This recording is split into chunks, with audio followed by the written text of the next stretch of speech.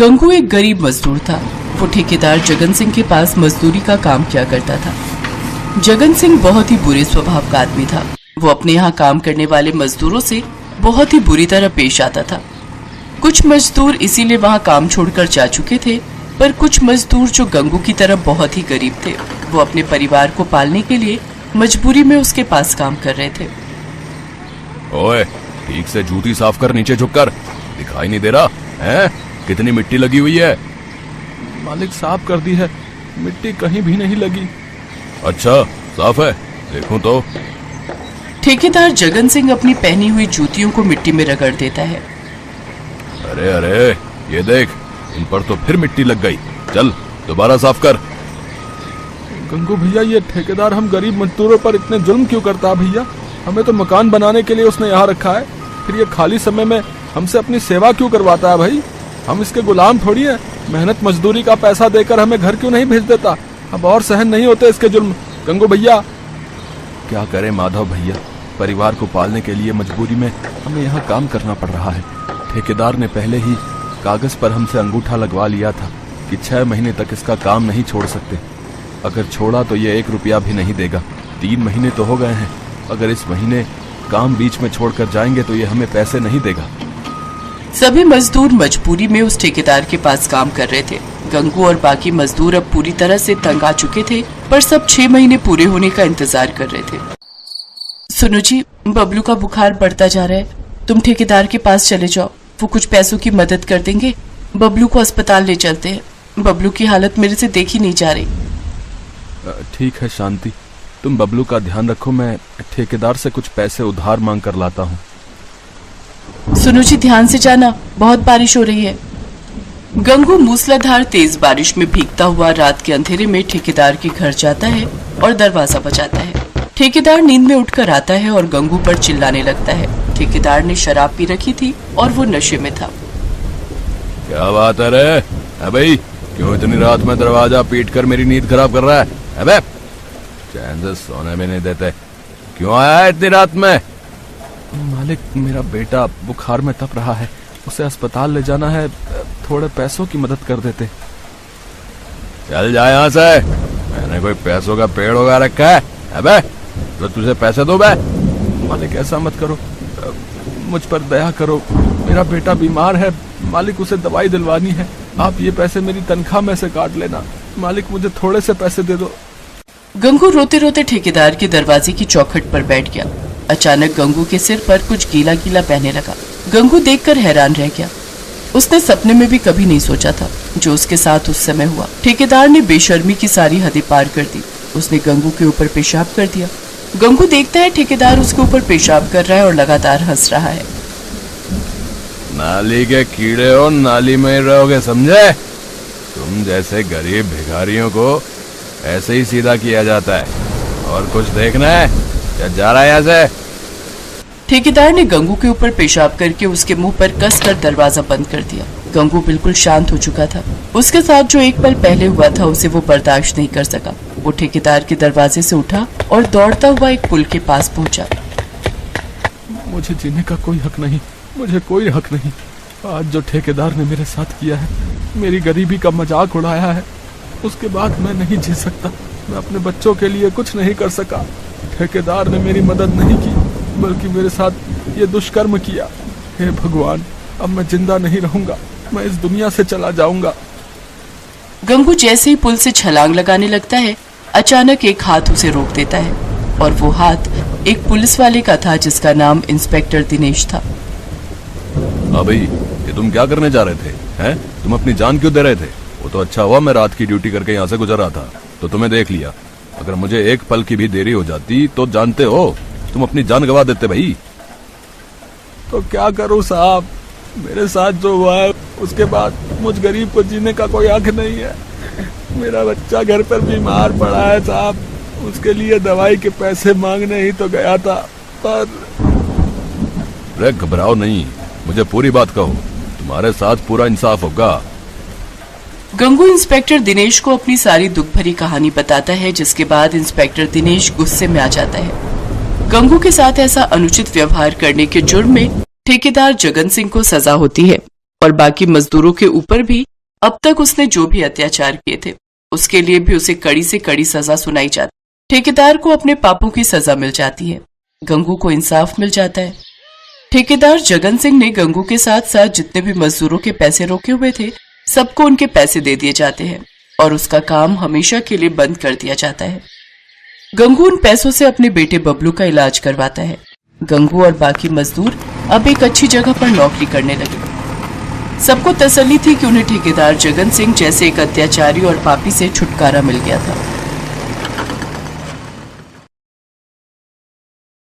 मुंबई शहर में मॉनसून आया नहीं कि बारिश का कहर बरसने लगता है। घनश्याम की पत्नी सुमित्रा, 2 छोटे बच्चे और बूढ़े माँ बाप मुंबई में एक पुरानी बस्ती में रहते थे। सुमित्रा, ला दे, अम्मा की कौन सी दवाई लानी है? एक तो वैसे ही काम नहीं, ऊपर से दवाइयों का खर्चा नहीं निपटता। ये पर्चा और ये पैसे काम से मिले थे, इन्हीं का राशन लाना है और जो पैसे बचेंगे अम्मा की दवाई ले आना। चल जा रहा हूँ, ले आऊंगा। सुमित्रा, तूने आज फिर घनश्याम के हाथों में पैसे कैसे पकड़ा दिए? तुझे पता तो है फिर मदन के साथ जाकर कच्ची शराब पी आएगा या पत्ते खेलने बैठ जाएगा। क्या करूँ बापू, जबरदस्ती ले गए कि मैं ही लाऊंगा घर का सामान। पर सुमित्रा, बारिश की वजह से कब हम पर मुसीबत आ जाए, कौन देख कर आया है? माँ, बहुत भूख लगी है। माँ, मुझे भी। बंटी, ये 10 रुपए ले, साथ वाली दुकान से छोटी डबल रोटी ले आ। बंटी बराबर की दुकान से डबल रोटी ले आता है। सुमित्रा थोड़े से रखे दूध की चाय बनाकर बच्चों को चाय ब्रेड खिला देती है। दिन बीत जाता है, शाम होने को आ जाती है, पर घनश्याम का कुछ पता नहीं कहाँ गया। रात के 7 बजे। मैंने आपको सुबह राशन और माजी की दवाई के पैसे दिए थे, पर आप तो ये तली हुई मच्छी उठा लाए हो। अब तू मेरे खाने पे भी नजर लगाएगी? जान नहीं लाया राशन, क्या कर लेगी? अरे घनश्याम, कुछ तो शर्म कर। सुमित्रा घरों में चूल्हा चौका करके थोड़ा बहुत कमाए और तू उजाड़ दे।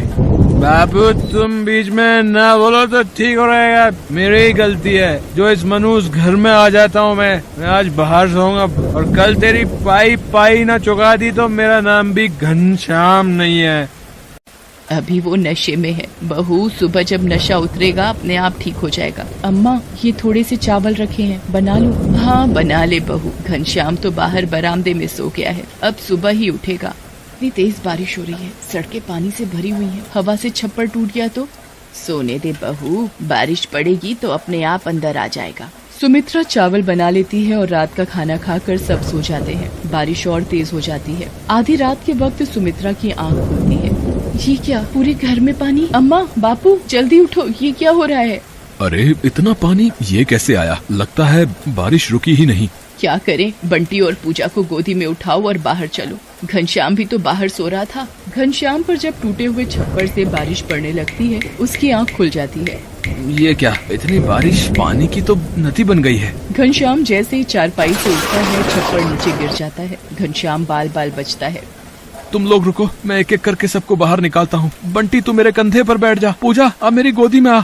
घनश्याम बंटी और पूजा को उठा लेता है। सुमित्रा अम्मा का हाथ पकड़ती है। जैसे तैसे वो घर के बाहर सड़क पर पहुंच तो जाते हैं, पर सड़क पर पूरा पानी भरा होता है। ये तो पूरी सड़क पानी से भरी हुई है, अब क्या करें? लोग बारिश के पानी में डूब रहे होते हैं। कहीं बच्चे रो रहे थे, कहीं कोई बिछड़ गया।